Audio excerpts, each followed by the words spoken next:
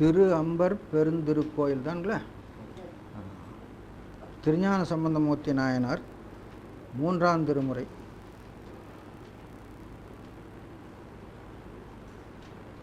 திருஞான சம்பந்தமூர்த்தி நாயனார்,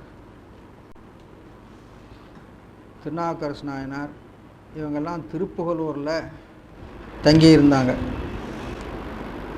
அங்கே முருகநாயனாரால் உபசரிக்கப்பட்டார்கள். திருநீலக்க நாயனார் அங்கே வந்து கூடியிருந்தார்.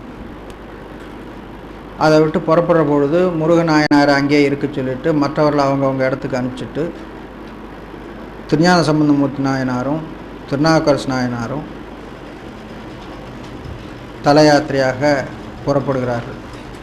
புறப்பட்டு வர்ற பொழுது ஒரு விசேஷம் என்னென்னா, திருஞான சம்பந்தமூர்த்தி நாயனார் திருநாவுக்கரசு நாயனாரை பிரியாமல் இருக்க வேண்டும் என்பதற்காக சிவிகையை பின்னால் வர சொல்லிட்டு இவர் திருநாவுக்கரசு நாயனாரோட நடந்து போகிறார். அப்போ திருநாவுக்கரசு நாயனார் சொன்னார், இறைவன் உங்களுக்காக சிவிகை கொடுத்துருக்கிறார், நீங்கள் அதில் வர வேண்டியது தான் முறை, அதனால் நீங்கள் சிவிகையில் வர வேணும் அப்படின்னு சொல்லி கேட்டுட்டார். அப்போது திருஞான சம்பந்தர், அப்படியானா நீங்கள் எங்கே போகிறீங்களோ அந்த இடத்த உங்களை பின்பற்றி நானும் வரணும் அப்படின்னு சொல்லி திருஞான சம்பந்தர் கேட்டார். திருநாவுக்கரசு நாயனாரும் அப்படியே ஆகட்டும் அப்படின்னு சொல்லி திருநாவுக்கரசு நாயனார் முன்னால் நடந்து போய் கொண்டிருப்பார். கொஞ்சம் தூரம் கழித்து இவர் பின்னால் வந்து கொண்டிருப்பார். அந்த மாதிரி நடந்து வந்த பயணத்தில் இந்த ஸ்தலத்துக்கு வந்து சேர்ந்துருக்குறாங்க. அந்த இடத்த பெரிய புராணத்தில் ரொம்ப அழகாக பாடியிருக்கிறார். ரொம்ப உணர்ச்சி பூர்வமான இடம் அது. அது அங்கே தான் போய் பார்க்கணும்.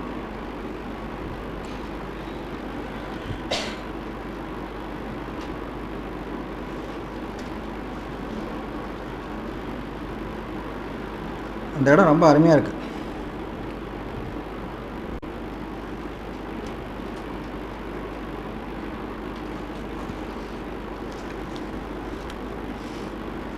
இந்த மாதிரி இடங்களில் தான் அந்த புராணங்களுடைய அழகு அனுபவிக்க முடியுது. எவ்வளோ அழகாக அதை அந்த இடத்துல சொல்கிறாங்க அப்படின்னு சொல்லி.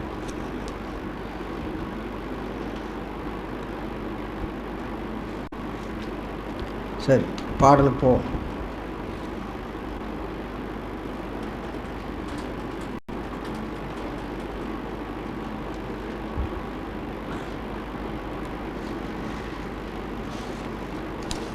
ரெண்டு பேரும் என்ன அருமையாக பேசிக்கிறாங்க. அந்த கூட்டத்தில் இருந்து பார்த்தா தான் அதனுடைய அனுபவம் வரும். சுடர்த்திங்கள் மேய வேணியார் அருளும் இவ்வாறு எனில் விரும்பு தொண்டல்லோடும் போயது எங்கு நீர் அங்கு யான் உடன் பின் வரப்போகுது. நீங்கள் எங்கே போகிறீங்களோ அங்கே நான் பின் வரவும். இது திருஞான சம்பந்தர். திருநாவுக்கரசர், நன்று நீர் அருள் செய்ததே செய்வன், நீங்கள் எப்படி சொல்கிறீங்களோ அப்படி நான் செய்வேன். அந்த மாதிரி அவங்க ரெண்டு பேரும் அப்படி பேசிகிட்டு இருக்கிற பொழுது அந்த கூட்டத்தில் இருக்கிற அந்த அடியார்கள் அந்த காட்சியே எப்படி இருக்குங்கிறத மனசில் நினச்சி பார்த்தா அது ஒரு மாதிரியான ஒரு சந்தோஷம். பேசுகிறதுக்கே வாய் வர்றதில்லை. அதெல்லாம் அந்த பெரிய புராணம் படிக்கிற பொழுது அந்த மாதிரி பகுதிகளெல்லாம் அப்படி நாம் அனுபவித்து படிக்கணும்.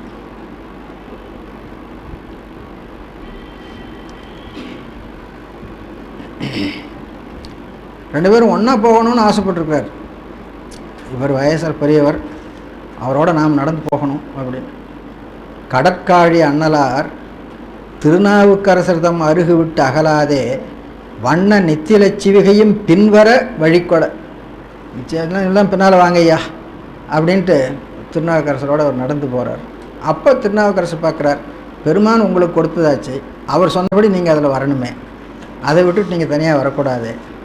அப்போ அப்படியான இவரையும் பிரியக்கூடாது, சிவிகையிலையும் வரணும், என்ன பண்ணுறது அப்படின்னா, நீங்கள் எங்கே போகிறீங்களோ அங்கே உங்கள் பின்னால் நான் வர்றதுக்கு அருள் செய்வோம். இவர் கேட்குறார். அவர் நீங்கள் எப்படி சொல்கிறீங்களோ அப்படியே நாம் நடந்துக்கணும் அப்படின்னு அவர் சொல்கிறார். இந்த மாதிரி அந்த ரெண்டு பேரும் பேசிட்டு அடியார் கூட்டம் சூழ அது யாத்திரை பண்ணிகிட்டு இருந்தாங்கன்னா அந்த மாதிரி யாத்திரை எவ்வளோ அழகாக இருந்திருக்கும். அந்த பகுதி படிக்கிற பொழுது ரொம்ப ஆச்சரியமாக இருந்தது எனக்கு. சரி,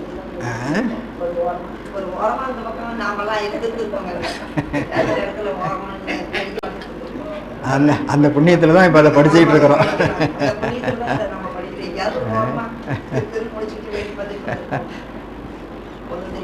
உண்மைதான்.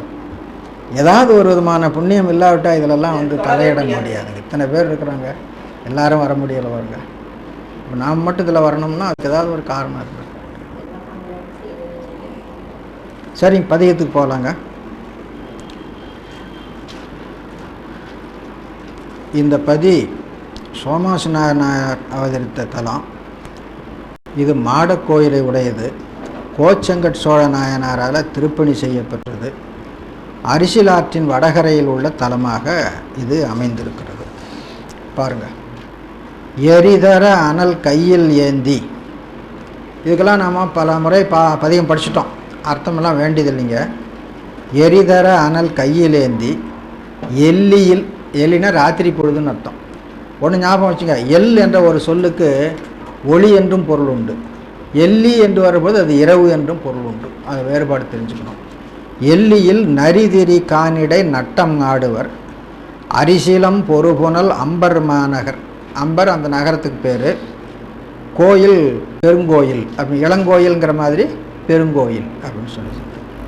குறிசில் செங்கண்ணவன் கோயில் சேர்வரே. அந்த அம்பர் என்பதுக்கு அம்பராசுரன் ஒருவன் இருந்தானா, அவனை காளி சம்மாரம் பண்ணினாலாம். சம்மாரம் பண்ணிட்டு அங்கே இறைவனை பூசித்தாளாம். அதனால் அதுக்கு அம்பர் அப்படின்னு பெயர் வந்தது என்று சொல்லுகிறார்கள். தமிழை பொறுத்தவரையிலும் அம்பர் இம்பர் அப்படிங்கிறது அவ்விடம் இவ்விடம் அப்படிங்கிற ஒரு பொருளில் வரக்கூடிய சுட்டுச்சொல். அங்கு இங்குன்னு வர்ற மாதிரி அம்பர் இம்பர்னு வரும். அது எப்படி வந்ததுன்னு தெரியல. ஆக ஒவ்வொரு ஸ்தலத்துக்கும் ஒரு புராண கதை உண்டு. அது மாதிரி இந்த ஸ்தலத்துக்கு இது புராண கதை அப்படிங்கிறது ஞாபகம் வச்சுக்கணும். அடுத்த கால், மையக்கண் மலைமகள் பாகமாய். மையக்கண்ணுங்கிறதுக்கு மையுடைய கண் அப்படின்னு அர்த்தம்.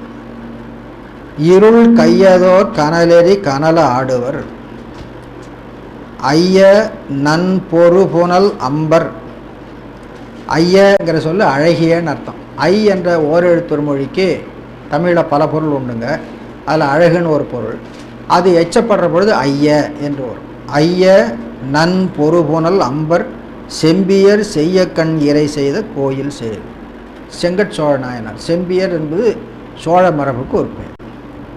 மறைபுனை பாடலர் சுடர் கை மல்க ஓர் பிறைபுனி சடைமுடி பெயர ஆடுவார் அரைபுனல் நிறைவயல் அம்பர் மாநகர். அரைபுனல்லாம் ஒலிக்கின்ற புனல்னு அர்த்தம்.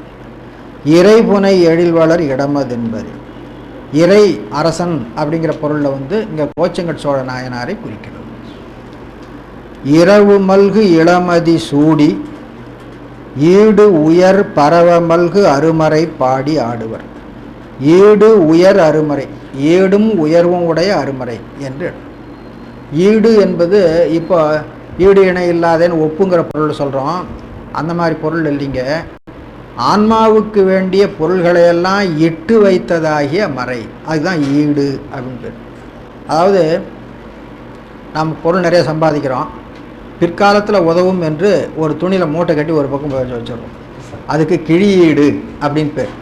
அது சில சமயத்தில் நாமே எடுத்து உபயோகம் பண்ணாலும் பண்ணுவோம், நாம் மறந்துட்டு போயிடுவோம், அல்லது அதுக்கு முன்னால் நம்ம காலம் முடிஞ்சு போகும். நமக்கு பின்னால் வர்றவங்க எதேச்சியாக அதை தேடி பிடிச்சிடுவாங்க. அதுக்கு கிழியீடு நேர்படுதல் அப்படின்னு பேர்.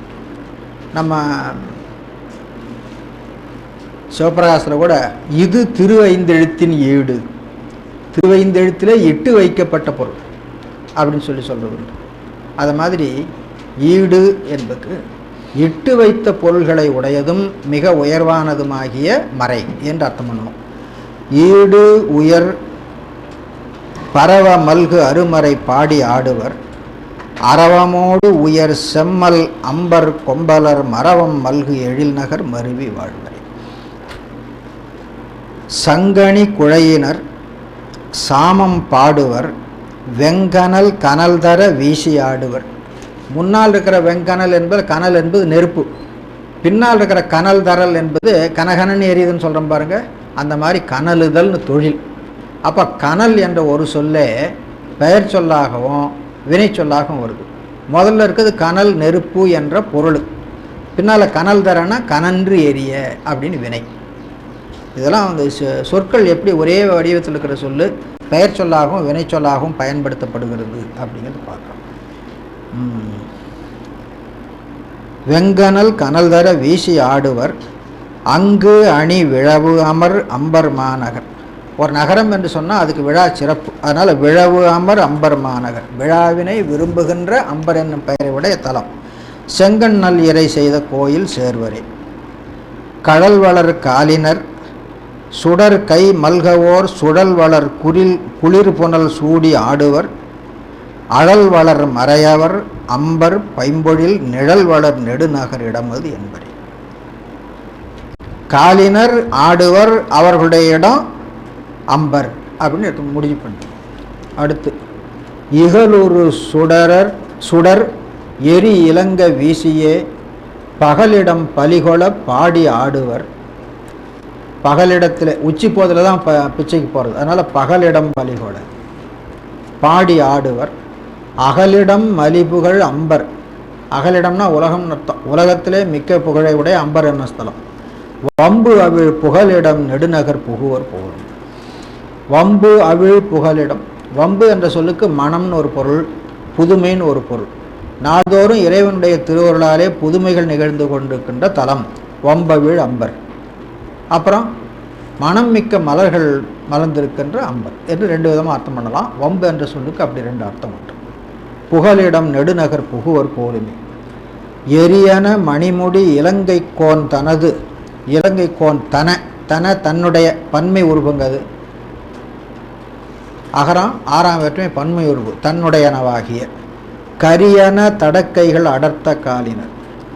கைகளை அடர்த்த காலினர். கரியன காலினர், கரியனவாகிய காலினர் அல்லது கரியனவாகிய கைகள். கரியனவாகிய கைகள் என்பதுக்கு கரிந்த கைகள்னு அர்த்தம் கொள்ள வேணும். கரியன கைகள் என்பது யானையினுடைய துதிக்கை போலும் கையை உடைய ராவணனுடைய கைக்கு வருது. அதனால் கரியன தடக்கைகள் அடர்த்த காலினர். இது ஒரு சுவை. கைகளை அடர்த்த காலினர் அப்படின்னு சொல் அப்படி அமைப்பு. அரியவர் வளநகர் அம்பர் இன்பொடு புரியவர் பிரிவிழா போதஞ்சோழவி. இன்பொடு புரியவர், இன்பொடு புரிதலை உடையவர். புரிதல்னா விரும்புதல்னு அர்த்தம். புரிதலை உடையவர் என்பது புரியவர்னு வந்திருக்கு. அப்போ அம்பர் மாநகரை விரும்பி எழுந்தருளி இருப்பவர் என்று அர்த்தம். வெறி கிளர் மலர்மிசையவனும். வெறி என்பதுக்கு வாசனைன்னு அர்த்தம். வெறி கிளர் மலர்மிசையவனும் வெந்தொழில் பொறி கிளர் அரவணை புல்கு செல்வனும். வெந்தொழில் என்பது அரவுக்கு கூட்டிக் கொள்ள வேண்டும்.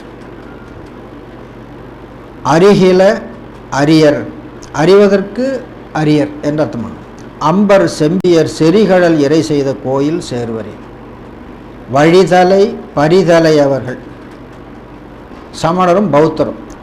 வழிதலை என்பது பௌத்தரை குறித்தது, பரிதலை என்பது சமணர்களை குறித்தது. வழிதலை பரிதலை அவர்கள் கட்டிய மொழிதலை பயனென மொழியல். அவர்கள் மொழிவதை பயனென்று நீங்கள் சொல்லாதீர்கள் அப்படின்னு நம்ம சொல்கிறார். வம்மினோ என்னோடு வாருங்கள், திருவம்பர் பெருந்திருக்கோயிலில் வழிபடுங்கள் என்று சொல்கிறார். வம்மினோ அழிதலை பொறுபுனல் அம்பர் மாநகர் உழிதலை ஒழிந்து உளர் உமையும் தானுமே. அம்பர் மாநகரில் உளர், உமையும் தாமும் உளர். ஒழிதலை ஒழிந்து உளர். ஒழிதல் அப்படின்னா இங்கே எங்கேயும் திரிதல்னு அர்த்தம். சிவபெருமான் பார்த்தாராம், எந்த ஸ்தலத்தில் போய் தங்கலாம்னுட்டு அங்கே எங்கே தேடினாராம். சரி இங்கெல்லாம் ஒன்றும் வேணாம், திருவம்பரில் போய் தங்கிக்குவோம் அப்படின்னு போய் தங்கிட்டோம். அதான் ஒழிதலை ஒழிந்து, அங்கு இங்கு அலமருந்து திரிதலை விட்டு நிலையாக சோகமாக தங்கி இருக்கிற இடம் திருவம்பர் என்று. அழகரை அடிகளை அம்பர் மேவிய நிழல் திகழ் சடைமுடி நீலகண்டரை. நிழல் திகழ் சடைமுடி என்பதில் நிழல் என்பதுக்கு ஒளி என்று அர்த்தம். நிழல் திகழ் சடைமுடி நீலகண்டரை உமிழ்திரை உலகினில் ஓதுவீர் கொன்மின் தமிழ்கெழு விரகினன் தமிழ்சை மாலையே. நீலகண்டரை தமிழ்சை மாலைன்னு அங்கே கூட்டிக்கணும். அம்பர் மாநகரில் இருக்கின்ற நீலகண்ட பெருமானாகிய இறைவனை தமிழால் பாடிய பாட்டு. அதனால் தமிழ்சை மாலை, தமிழால் செய்த மாலை. யார் செய்தது? தமிழ் விரகன். திருஞான சம்பந்தருக்கு இருக்கிற சிறப்பு பெயர் பலவற்றில் தமிழ் விரகன் அப்படின்னு சொல்லி. தமிழ்கெழு விரகன் தமிழ்சை மாலை. உமிழ் திரை உலகினில் ஓதுவீர் கொன்மின் ஓதுவீர், கொள்ளுங்கள் ஓதுங்கள். நான் இந்த திருவம்பர் நகரத்துக்கு வந்தேன், இங்கே இருக்கிற இறைவன் மேலே பாடல் பாடினேன், இந்த இறைவனை வழிபட வேண்டும் என்று நினைக்கிறவர்களெல்லாம் இந்த பாடலை பாடி வழிபடுங்கள் அப்படின்னு சொல்கிறார். அப்போது திருஞான சம்பந்தர் கொடுத்த பதிகம் அவராலேயே ஆணை கொடுக்கப்பட்டிருக்கிறது. பின்னால் வர்றவங்க வழிபடுகிற பொழுது இந்த பதியத்தை பாடி வழிபடலாம் அப்படின்னு சொல்லி கொடுக்கப்பட்டிருக்கிறது அப்படின்னு.